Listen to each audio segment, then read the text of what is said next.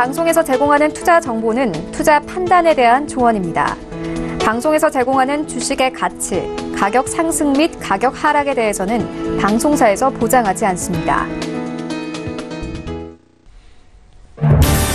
시청자 여러분 안녕하십니까. 오늘장 내일장 1부 출발하도록 하겠습니다. 서정덕입니다. 한 주를 마무리하는 금요일장인데 이번 한 주 마무리는 좋지 못한 것 같습니다. 어제까지 시장 상황은 괜찮았는데 오늘 시장에서 지금 급격하게 밀려내려가는 모습입니다. 일단 세 가지 이유를 크게 꼽을 수 있을 것 같습니다. 첫 번째는 그동안 이번 주 시장이 좀 많이 올라온 부분이 있어서 피로감 누적이라는 부분이고요. 두 번째 같은 경우에는 유럽발 악재라고 지금 이야기가 나오고 있습니다. 그리고 미국발 악재가 나왔다라고 하는데 유럽 쪽부터 좀 살펴보자면 ECB 같은 경우에는 양적 완화를 공식 종료한다고 오늘 새벽 선언을 했습니다. 일단 양적 완화 같은 경우에는 내년도까지 가지 않을까라는 시장의 예측들이 있었는데 그 예측이 지금 완벽하게 빗나간 모습입니다. 유럽 경기가 좋지 못하기 때문에 양적 완화를 내년까지 끌고 갈 것이다 라는 예측들이 있었는데 경기는 좋지 못하고 양적 완화는 종료한다라는 카드를 ECB가 꺼낸 겁니다. 그러다 보니 유럽 시장 충격이 왔고요. 미국 시장도 그대로 충격이 오고 글로벌 시장도 함께 충격을 받으며 아시아 증시도 일제히 하락하고 있는 모습입니다. 여기에 미국 역시 경기 둔화 우려감이 나왔는데 미국 시장 결국에 하락 마감을 하는 모습들을 보여주었습니다. 미중 간의 무역 분쟁에 대해서 휴전 상황이고 지금 긍정적인 코멘트가 나오는데도 불구하고 결국에는 글로벌 경기 둔화 가능성이 강하게 제기가 되며 지금 시장들이 얼어붙고 있는 모습들이 보여지고 있습니다. 거래소 같은 경우엔 전기 전자 업종이 특히나 많이 밀립니다. 삼성전자, SK하이닉스 밀려 내려오는데 삼성전자는 상징적인 금액이 앞자리 4가 무너졌습니다. 38,000원대까지 지금 밀려 내려왔고요. SK하이닉스는 지금 현 시각 6%대 급락이 나오고 있고 전기 전자 업종 전체적으로 심하게 밀린다 싶을 정도로 급락이 나오고 있고요. 이러다 보니 투심 위축되고 있습니다. 여기에 삼성바이오로직스 급락, 셀트리온 하락, 운송장비 하락 등 대다수의 종목들이 하락하는 가운데 경기 방어주적인 성격인 통신주나 전기가스 업종 정도만 상승하고요. 코스닥은 시총 상위 거의 전 종목이 빠지고 있다고 보시면 쉽습니다. 한 주를 마무리하는 금요일장인데 말씀드린 대로 한 주의 마무리가 썩 좋지 못합니다. 그래도 대응 효과적으로 하면서 다음 주 시장을 기약해봐야 될 텐데 오늘장 내일장 일부에서 이 경기와 관련된 이야기들 지금 현 시점은 어떤지 하나하나 짚어보도록 하겠습니다. 헤드라인 뉴스부터 전해드립니다. 2차 북미 정상회담의 장소가 베트남이 될 것이라는 예측이 나왔습니다. 마크 램버트 미 국무부 동아태 부차관보 대행이 최근 베트남을 방문한 것으로 확인돼 2차 북미 정상회담 후보지를 답사한 것이란 관측이 나왔습니다. 워싱턴의 한 소식통은 램버트 부차관보 대행이 지난주쯤 베트남을 방문했다며 통상적인 외교 활동의 일환으로 한다고 밝혔습니다. 하지만 램버트 대행이 북한과 한반도 문제를 전담한다는 점에서 그의 이번 방문은 2차 북미 정상회담 후보지에 대한 사전 답사 성격이 아니냐는 관측이 제기되고 있습니다. 영국 의회의 브렉시트 합의안 승인 투표가 결국 해를 넘길 것으로 보입니다. BBC 등 언론 보도에 따르면 앤드리아 레드섬 영국 보수당 하원 원내대표가 공개한 다음 주 처리 안건에 브렉시트 승인 투표는 포함되지 않은 것으로 나타났습니다. 이후 영국 하원이 크리스마스 휴회기에 들어가는 만큼 브렉시트 승인 투표는 결국 내년 1월에 열릴 수밖에 없을 것으로 전망됩니다. 경기 둔화, 또 미중 무역 전쟁이라는 불확실성에 직면한 중국 소비자들이 소비 확대를 꺼리는 현상이 뚜렷해지고 있습니다. 중국 국가통계국에 따르면 중국의 11월 소매 판매액은 3조 5,260억 위안으로 작년 동기보다 8.1% 증가했는데 시장 전망치인 8.8%에는 한참 미치지 못해 충격적으로 평가되고 있고 이는 2003년 이후 15년여 만에 최저 수준입니다. 현 시점에서 중국인들이 당장 필요하지 않은 소비를 극도로 자제하는 경향이 뚜렷해지고 있음을 볼 수 있습니다. 최저임금 인상이 규모가 작거나 저임금 근로자 비율이 높은 업체에서는 생산성 측면에서 부정적 영향을 줄 수 있다는 연구 결과가 나왔습니다. 한국은행이 발간한 경제연구 보고서에 보면 최저임금 인상 영향을 받는 근로자의 비율을 말하는 최저임금 영향률이 오르면 제조업 전체의 생산성은 높아지는 것으로 나타났지만 의복과 모피, 비금속 광물 등은 오히려 하락하는 것으로 조사됐습니다. 국내 증시 흐름 바로 이어갑니다. 코스피부터 만나보도록 하죠. 지금 1.38%대의 급락이 여전히 일어나고 있는 상황이고요. 지수도 2060포인트대입니다. 2066.60포인트에 거래되고 있고 28포인트가 넘게 빠집니다. 하루간의 흐름 정리합니다. 보시면 2094포인트부터 2063포인트까지 수직 하강합니다. 그리고 좀처럼 지금 반등이 나올 기미도 보이지 않고 있습니다. 지금 10시경에 빠진 뒤에 중국장 열려도 중국장 역시 하락하다 보니 눈치 보기 하던 시장이 그대로 밀려 내려갔고요. 반등이 더 이상 나오지 않으면서 2060포인트 초반대에서 지금 지지부진한 흐름 이어가고 있는 상황인데 다음 살펴보도록 하죠. 개인 2,490억 원 삽니다. 하락장에서 개인은 또 삽니다. 하지만 기관, 외국인 매도하는데 기관이 2,609억 원, 외국인은 1,156억 원 팔고 있는 상황입니다. 어제 매수에 가담하던 기관 바로 팔고요. 외국인도 지금 다시 매도로 포지션을 바꿨습니다. 어제 많이 사던 연기금도 오늘 79억 원 매도 포지션 잡고 있는 상황입니다. 시총 상위주들 살펴볼 텐데 오늘 전기전자업종의 급락세 두드러집니다. 삼성전자 오늘 증권사 리포트를 통해서 4만 원 붕괴될 것이다라는 얘기들이 나왔는데 장 열리자마자 4만 원 붕괴가 됐고요. 38,850원대에서 현재 거래가 되고 있습니다. 2.88% 밀리고 SK하이닉스는 무려 6%가 넘게 급락하면서 6만 원 초반대까지 밀려 내려왔습니다. 이 두 종목이 이렇게 빠지면 코스피 같은 경우엔 0.5%가 넘게 급락을 합니다. 다른 종목들이 보합권이라도. 그러다 보니 코스피 상황이 좋지 못하고요. 여기에 딸려오는 다른 전기전자 업종들도 힘들고 여기에 분식회계 이슈 있는 셀트리온 오늘 시장이 좋지 못하니 더 밀립니다. 삼성바이오로직스 어제는 올랐지만 오늘 그대로 하락하면서 40만 원 붕괴됐습니다. 다음 살펴보도록 하죠. 6위부터 10위 종목들도 어렵습니다. 현대차가 그나마 좀 버텨주고요. LG화학이 2.11% 빠집니다. 포스코 빠지고 한국전력, SK텔레콤 이 두 종목은 아무래도 경기 방어주적인 성격이 강합니다. SK텔레콤 0.18% 시장 방어해주고 있고요. 한국전력은 1.71%의 강세를 보입니다. 다음 살펴보도록 하죠. 11위부터 15위 종목들 삼성물산도 빠지고 네이버도 빠지고 현대모비스, SK 모두 빠집니다. 금융주들이 그나마 좀 버텨주면서 선방합니다. KB금융만 1.16% 올라갑니다. 이번엔 코스닥 시장인데 상황이 더 좋지 못합니다. 2.54%대나 급락하면서 어제 올라온 부분 또 그대로 밀려 내려가고 있습니다. 664.46포인트 거래되면서 17포인트나 밀려 내려가는데 일중 흐름들 정리하도록 하겠습니다. 자, 보시다시피 670포부터 그대로 수직 하강합니다. 반등 전혀 없고요. 고점 대비해서 그냥 그대로 밀려 내려오는 상황이고 지금 현재 포인트가 오늘의 저점 부근입니다. 2.54% 빠지는 모습들 보여지고 있는데 수급 주체 보시면 더 답답해집니다. 외국인이 무려 1,285억 원 팔고 기관도 680억 원을 팝니다. 기관 투자자 전주체가 팔고요. 개인이 1,973억 원 대량 매수에 지금 들어와 있는 상황입니다. 자, 이번엔 시총 상위주들 살펴보도록 하겠습니다. 셀트리온 헬스케어가 4.66% 빠지고 신라젠도 빠지고 CJENM도 빠집니다. 그리고 포스코 캠텍이 오늘 8%가 넘게 급락합니다. 6만 원도 붕괴가 됐고요. 메디톡스 역시 60만 원 붕괴되면서 3.39%나 급락합니다. 다음 살펴보도록 하죠. 6위부터 10위 종목들도 오르는 종목 전혀 보이질 않습니다. 바이로메드부터 코롱티슈진까지 모두 급락인데 특히나 HLB가 지금 7만 원 초반대까지 밀려 내려왔는데 8%가 넘게 빠집니다. 스튜디오 드래곤 역시 9만 2천 원대까지 밀렸고 펄어비스도 18만 원 위태위태합니다. 다음 살펴보도록 하죠. 셀트리온 제약도 3%대의 급락. 유일하게 빨간불 켜주고 있던 파라다이스 역시 하락 전환을 했고요. SK머티리얼즈 빠집니다. 컴투스가 무려 10% 급락 나오면서 12만 원대까지 밀려 내려왔고요. 슈젤 역시 2%대의 급락이 나옵니다. 다음 살펴보도록 하죠. 원달러 환율의 흐름인데 시장 상황이 좋지 못합니다. 그러다 보니 달러 강세 그리고 3거래일 만에 다시 원화는 약세 흐름으로 전환을 한 모습입니다. 금일본 방송에서 제공해드리는 정보는 투자 판단에 대한 조언일 뿐입니다. 해당 주식의 가치와 수익률 보장해드리지 않는다는 점 참고해 주시길 바랍니다. 자, 오늘 금요일장의 이슈 짚어보도록 하겠습니다. 펠리즈 투자앤리서치 김민수 대표님입니다. 안녕하십니까? 네, 안녕하십니까? 예. 시장 상황이 좋지 못합니다. 시장 상황 점검과 더불어서 엔터주 오늘 많이 밀리고 있는 상황인데 이 부분 좀 짚어주시겠습니까?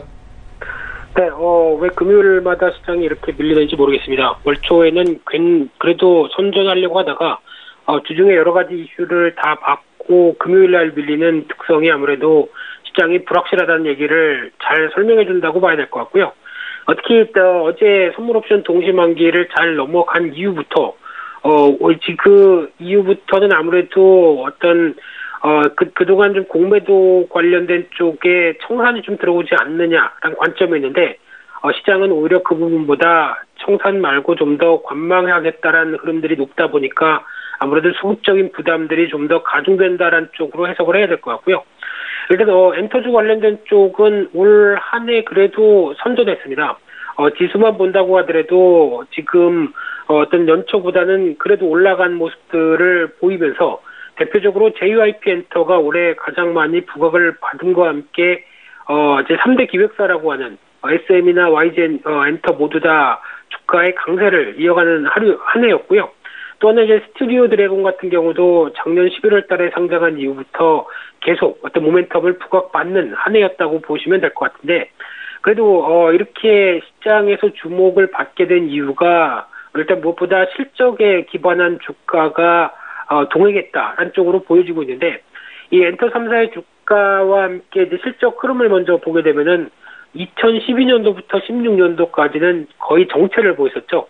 실적 정체를 보이다가 작년부터 실적이 급증하는 현상을 보이다 보니까 이에 따른 변화가 그대로 주가에 반영됐다라고 봐야 될 것 같고요.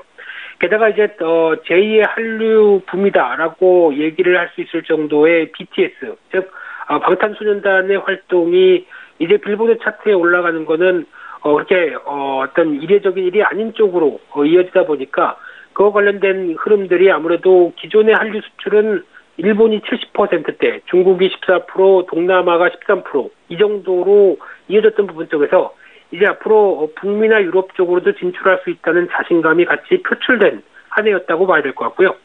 그런 차원에서 봤을 때 북미는 한국의 20배, 유럽은 18배가 더 큰 시장이다 보니까 이에 따른 기회 요인들도 앞으로 더 벌려보겠다라는 입장으로 보는 상황들이고요. 게다가 이제 유튜브라든가 이 스트리밍 서비스, 대표적으로 이제 과거에 뭐 MP3나 뭐 CD 플레이어 이런 쪽으로 안 듣고 이제 스마트폰을 통해서 바로 음악을 접할 수 있는 서비스와 관련된 애플 뮤직이나 이 스포티파이라고 하는 이런 양대 사업자의 흐름들이 확장세가 이어지다 보니까 기여가 계속 늘어난다라는 관점 쪽으로 바라보고 있고요. 그런 흐름들 쪽에서 그래도 이 엔터주 중에서 고르라라고 하게 되면 그래도 내년 실적과 여러 가지 전망을 봤을 때 YG 엔터가 가장 좋지 않겠느냐라는 쪽으로 보여지고 있는데, 이제 지난달이었죠. 이 블랙핑크가 유튜브 채널 조회수가 빅히트 엔터의 방탄소년단보다 훨씬 더 1억 이상 많은 횟수를 기록하는 모습들이 나오다 보니까 앞으로 이 블랙핑크에 대한 활동의 기대감이 상당히 높아졌다고 봐야 될 것 같고요. 게다가 내년이면은 빅뱅이 제대합니다. 그와 함께 또 빅뱅의 뒤를 이을 뭐 위너 그리고 아이콘 이 블랙핑크 모두 투어가 연결되기 시작하면서 실적에 대한 변화도 나올 가능성이 높다고 봐야 될 것 같고요. 또 최근에 인기를 끌고 있는 YG 보석함이라고 있는데, 이쪽에서 신규 보이그룹의 등록과 관련돼서 여러 가지 활동을 보여주고 있다는 관점 쪽에서 기대감은 내년도 같이 연결될 수 있다는 관점 쪽에서 주목해야 되지 않을까, 그렇게 보여지고 있습니다. 제일 중요한 건 이제 4분기 실적 나와야 내년에 주가에 좀 반영이 될 것 같은데 전망은 어떻습니까? 네, 이 부분 때문에 아마 오늘 주가가 많이 흔들리는 모습들이고요. 대표적으로 삼성전자, SK하이닉스의 낙폭이 커지는 모습들이 이 부분을 반영하지 않나 생각되고 있는데, 4분기는 전통적으로 실적이 안 좋은 시기죠. 대표적으로 올 한 해에 이어졌던 어떤 비용들을 4분기에 반영한다라는 관점 쪽에서 생각보다 그렇게 실적이 썩 좋지 못한 모습들이 많이 이어졌는데, 이번 4분기 같은 경우는 3분기에 이어졌던 변화를 그대로 안고 간다는 관점 쪽에서 눈높이가 상당히 낮을 수밖에 없고요. 특히 기업 실적에 대한 3분기의 하향 기조가 연장된다는 관점 쪽에서 오히려 어닝 쇼크까지도 이번에 염두를 해두는 그런 현상이 아닐까로 보여지고 있는데, 4분기 영업이익이 시장 예상치 대비해서 한 9% 가까이 더 낮게 나올 수 있다. 순이익은 10% 가까이 낮게 나올 수 있다라는 쪽으로 눈높이가 많이 내려가다 보니까 이에 따른 부담감도 지금 시장에 뚜렷이 나오고 있다라고 봐야 될 것 같고요. 하지만 이제 그만큼 눈높이가 낮아진 만큼 그보다는 좀 좋아질 수 있는지가 가장 중요하지 않을까 생각되고 있는데, 지금은 우려감이 먼저다라는 관점 쪽에서 시장이 바라보고 있고요. 상대적으로 그래도 양호하다고 생각되는 쪽이 디스플레이, 그리고 은행, 화장품 같은 섹터들은 그나마 좀 낫지 않을까 그거 바라보고 있는데, 여전히 정유나 지주회사, 보험, 화학 쪽은 부진할 것이다라고 예상이 되고 있는 가운데, 가장 중요한 부분들이 반도체에 대한 실적 흐름들이 어떻게 이어지느냐가 가장 중요하다고 봐야 될 것 같고요. 그동안 올 한 해를 그래도 수출 쪽이나 그래도 실적 관련돼서 어느 정도 구심점 역할을 했었던 부분들이 지금 나오고 있는 반도체 가격의 하락세와 함께 실적에 대한 눈높이가 안 좋아진다라고 하게 되면 일단 국내 전체적인 수출 모멘텀도 마찬가지겠지만 시장에 대한 전반적인 상장사 영업이익에 대해서 부정적으로 가져갈 수 있다라는 관점적으로 봤을 때 가장 중요한 건 반도체 관련된 업황의 분위기가 더 중요하지 않을까 그렇게 정리해서 바라봐야 될 것 같습니다. 네, 알겠습니다. 4분기 기업 실적 전망치들까지 개괄적으로 들어봤습니다. 오늘 말씀은 여기까지 듣겠습니다. 고맙습니다. 네, 감사합니다. 헬리지 투자 리서치 김민수 대표와 함께했고요. 이슈 칼럼 바로 이어갑니다.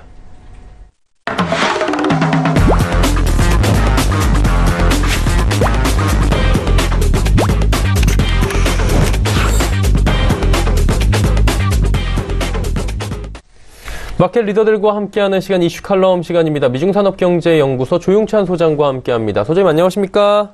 예, 안녕하십니까? FOMC나 중국경제공작회의 오늘은 중점적으로 이 부분을 여쭤보면서 12월 한 달 마무리를 좀 해볼까 하는데 먼저 연준이 12월에 금리 인상 단행할 것인지 이 부분에 대해서는 시장에 대해서는 거의 100% 인상에 대해서는 확신을 하는 것 같은데 내년 금리 인상 관련해서는 좀 논쟁이 있는 모습인 것 같습니다. 점도표 하향 얘기들도 지금 나오고 있는 것 같은데 내년에는 몇 번 정도 지금 금리 인상이 될 것으로 예측이 됩니까?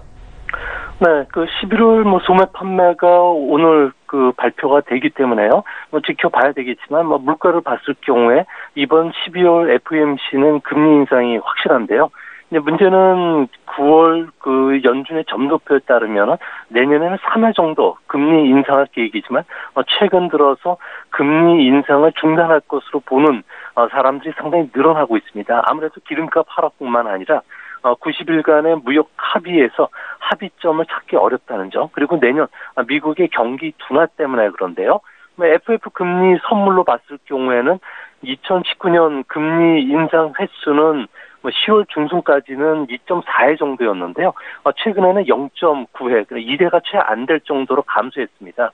이 때문에 FOMC에서 점도표가 이제 발표가 되면은 앞으로 어떻게 전개될지, 만약에 금리 인상 계획을 그대로 변함없이 추진된다면은 증시는 스트레스를 받으면서 상품 가격 하락, 달러 강세 찾아오고 주가도 좀 하락하지 않을까 보입니다. 내년에는 금리 인상이 정말 없을지, 몇 차례 인상할지는 아무래도 12월 FOMC에서 발표되는 경제 전망 보고서에서 단서를 찾게 되는데요. 주택 지표라든지 자본재 수주, 신규 실업 보호 신청 건수 증가 등의 속도들이 상당히 많이 둔화되고 있다는 점에서는 내년에는 금리 인상이 많아야 한 차례, 그리고 하반기에는 금리 인상이 중단될 것으로 보여지는데요. 만약에 이 시나리오대로 간다면은 한 차례 금리 인상 정도라면 코스피 같은 경우에는 내년에는 연간 한 10% 정도 상승할 수가 있게 되고요. 원화 가치도 안정이 되면서 외국인 투자 자금이 다시 유입될 가능성이 높다는 점에서는 커다란 호재가 될 것으로 보여집니다. 네, 금리 인상이 내년 하반기에 정말 멈춰준다면 우리 시장에도 큰 호재가 될 수 있다라고 말씀해 주셨는데 문제는 지금 미국의 경기 침체 우려인 것 같습니다. 그러다 보니까 10년물 국채 수익률이 지금 하락했다 이런 얘기들도 나오고 있는데 큰 경기 하락 리스크가 있는 것 같아요. 시장이 걱정하고 있는 부분은 지금 어떤 부분입니까? 네, 아무래도 시장이 걱정하는 리스크는 세 가지로 요약이 되는데요. 미중 무역 전쟁입니다. 아무래도 무역 전쟁이 지속이 되면 악성 인플레이션이 찾아오기 때문에 기업 수익은 악화될 수밖에 없는 거고요. 또 재정 절벽입니다. 트럼프 대통령이 감사나 인프라 투자와 관련된 정책 효과가 끊어진다면 성장률이 저하될 수밖에 없는 상황이고요. 또 FRB의 누적된 금리 인상 효과가 현재 나타나고 있다는 건데요. 주택 투자 같은 경우에는 현재 주택 담보 대출 금리가 2%가 넘기 때문에 3분기 연속 주택 투자가 감소했다는 점은 아무래도 시장에서 볼 때는 금융 정책의 과 관련된 신호라고 할 수 있는 부분이 아무래도 악재가 되는 그런 모습입니다. 이 때문에 세 가지 악재가 미국 경제를 하락시키기 확실하기 때문에 시장이 우려할 정도는 경기 연착이 되느냐를 봐야 되는데요. OECD 분석에 따르면은 미중 무역 전쟁에 따른 GDP 성장률 하락폭은 0.2%에 불과합니다. 또 재정 절벽도 0.5%포인트 정도 불과하고요. 또 금리 여파로 인해서 주택 투자가 10% 정도 감소하더라도 성장률은 0.3%포인트에 불과합니다.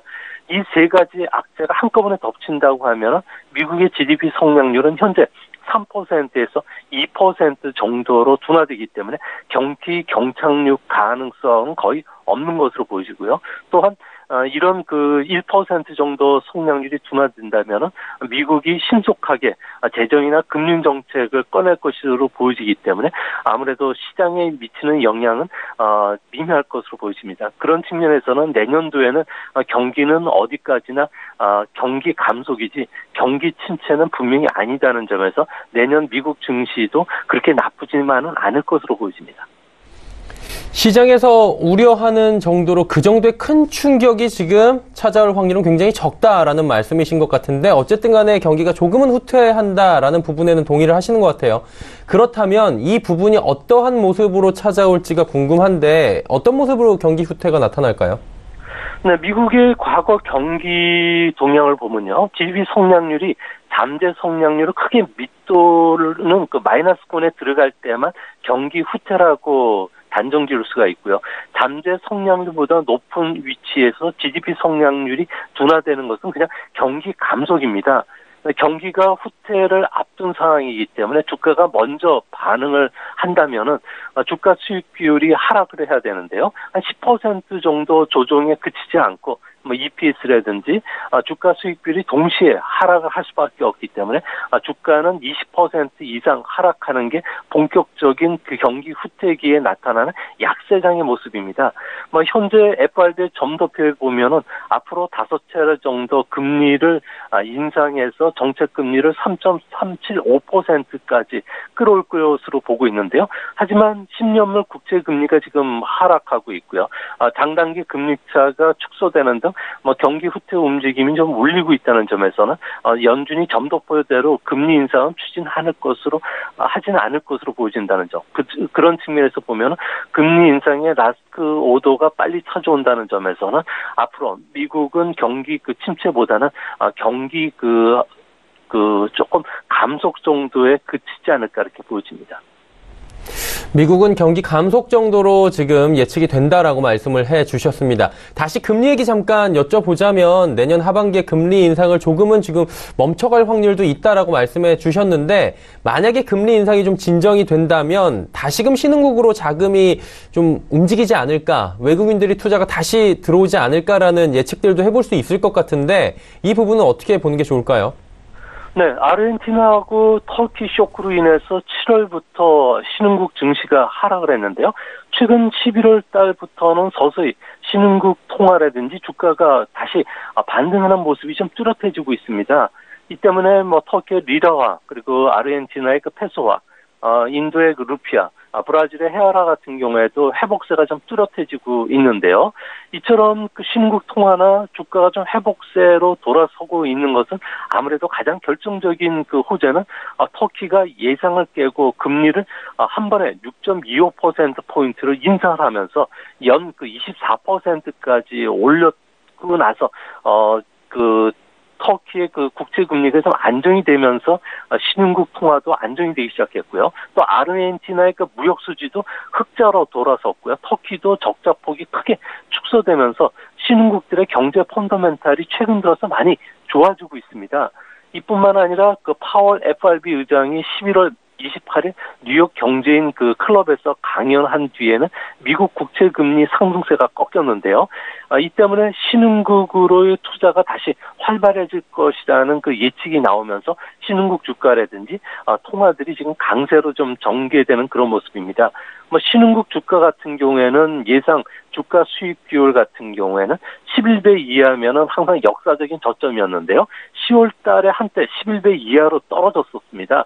이 때문에 그 10월 하순서부터 11배 이하로 떨어진 신흥국 주가가 상대적으로 저가이고요. 또 과매도 상태가 되기 때문에 해외 투자가들이 서서히 눈독을 들이고 있는 그런 모습인데요. 결국 신흥국 주시장이 좀 정상화되려면은 아무래도 조금 시간이 걸리겠지만 성장성이 높고 물가가 안정된 국가, 달러 표시 채무가 부담이 적은 국가를 중심으로 해서는 하나둘씩 이제는 내년도부터는 확실히 좀 반등하지 않을까 이렇게 보여집니다. 내년부터는 좀 긍정적인 효과를 기대할 수 있는 측면이다. 급진적으로 올라가는 건 아니겠지만이라고 당부를 해주셨는데 지금 세계 경제 예측기관들은 세 가지를 지금 우려하고 있더라고요. 금리 인상 부분, 아까 이야기 나눠본 부분이고요. 또 이제 무역 전쟁 부분 나오고 있고 글로벌 경제 성장 둔화 이야기가 나오고 있는 상황입니다. 그러다 보니까 내년도 투자 전략 참 잡기가 어려운데 갈피를 잡기가 어떻게 가져가는 게 좋을까요?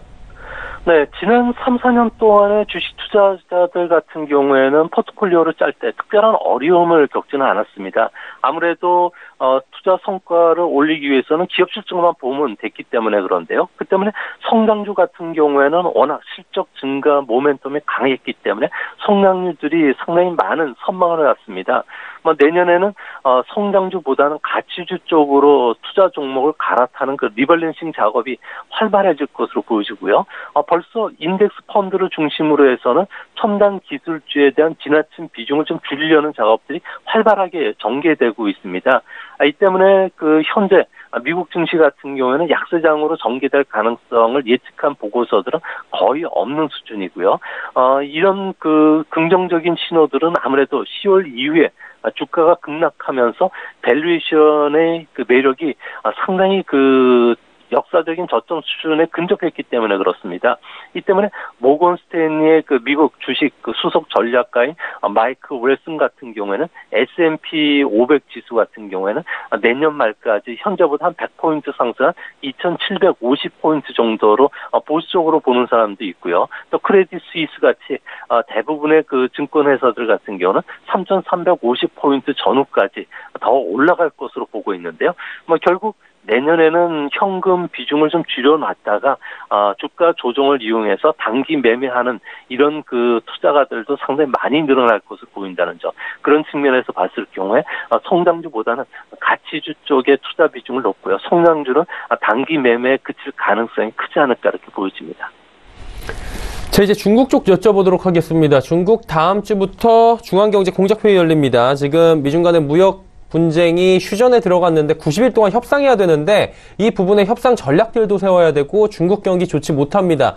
그래서 경제 정책들도 수정해야 되고 굉장히 바쁠 것 같은데 경기 부양책 어떤 것들을 좀 내놓을 것으로 예측이 됩니까?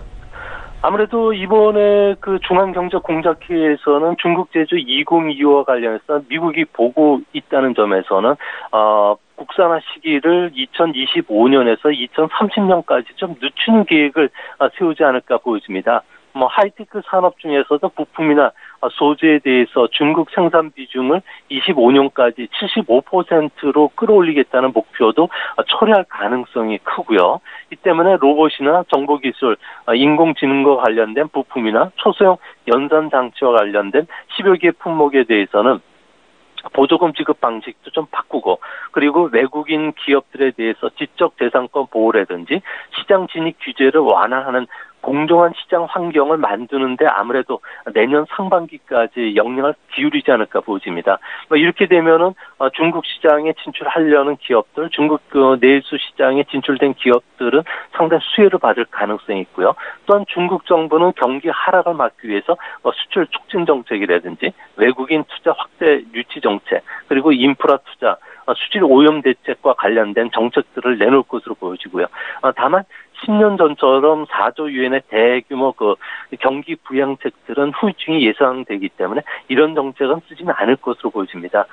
특히 석탄이나 철강과 관련된 과잉 생산 시설과 관련해서는 신규 추가 자금을 지원하지 않는 이런 감축 계획들을 펼칠 가능성이 큰데요. 이렇게 되면 중국과 관련된 수출하는 소재나 부품 기업을 비롯해서 우리나라 반도체, 철강 기업들 같은 경우에는 상대적인 수혜가 예상되지 않을까 보여집니다. 영국 쪽도 한번 여쭤보도록 하겠습니다. 영국도 지금 정치적 혼란 굉장히 가중되고 있다라는 이야기들 많이 들려오는데 EU 탈퇴안 표결 부결시켰습니다. 향후에 어떤 시나리오가 지금 예측되고 있습니까? 아무래도 3월 말까지 영국 의회가 EU 탈퇴안을 표결을 통해서 통과시키지 못하면 합의 없는 탈퇴가 진행될 가능성이 큰데요. 이렇게 되면 정치적으로나 경제적으로 큰 혼란이 초래되기 때문에 메이 총리 같은 경우는 다시 한번 보수당 안에 100여 명 안팎의 강경 이탈파에 대해서는 좀 다독이는 작업에 들어갈 가능성이 있고요. 이렇게 되면 앞으로 표결에 들어갈 가능성이 있지 않을까 보입니다. 하지만 현재는 이렇게 되더라도 표결이 부결될 가능성이 큰데요. 이렇게 됐을 경우는 세 가지 시나리오가 예상이 됩니다. 영국 같은 경우에는 EU와의 재협상을 해야 되는데요. 합의 없는 탈퇴가 아무래도 재협상을 했을 경우에 EU 같은 경우에는 상당히 그저 강경하게 나오고 있기 때문에 합의 없는 탈퇴 가능성이 있지 않을까 보시고요. 또한 탈퇴 연기라든지 다시 국민투표에 붙여질 가능성이 크다고 합니다. 이제 문제는 국민투표는 반년이라는 시간이 걸리기 때문에 EU가 3월 말까지 탈퇴 시기를 연기시켜줘야 되는데 그렇게 되지 않았을 경우에는 또 불발될 가능성이 있고요. 또한 그 야당 같은 경우에는 노동당이 같은 경우에는 탈퇴안이 부결된다면 총선을 다시 치러야 된다고 요구를 하고 있는데요. 그렇지 않으면 내가 불신임안도 제출할 것으로 보여진다고 합니다. 이 때문에 실제 메이 총리가 사퇴를 한다든지, 그리고 불신임안이 통과되면 정치적 혼란이 깊어질 가능성이 큰데요. 이렇게 되면은 합의 없는 탈퇴가 더 빠르게 진행될 가능성이 있다는 점에서는 세계 환율뿐만 아니라 주시장의 트리거가 될 수 있는 위험이 높다는 점에서는 미국의 내년도 금리 인상 위험보다는 이 영국의 EU 탈퇴가 오히려 더 큰 악재가 될 가능성이 크지 않을까 보입니다. 네, 영국 쪽 상황까지 자세하게 시나리오별로 이야기 나눠봤습니다. 오늘 말씀 여기까지 듣겠습니다. 고맙습니다. 네, 감사합니다. 미중산업경제연구소 조용찬 소장과 함께했습니다.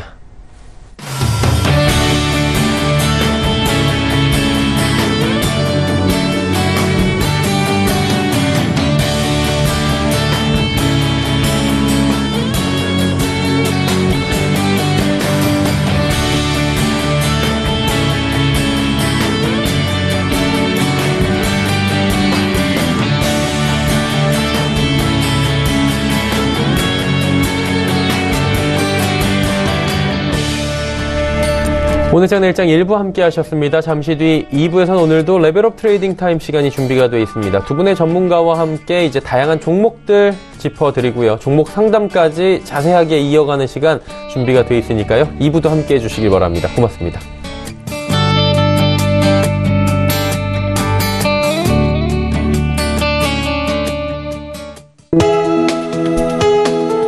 본 방송에서 제공하는 투자 정보는 투자 판단에 대한 조언입니다.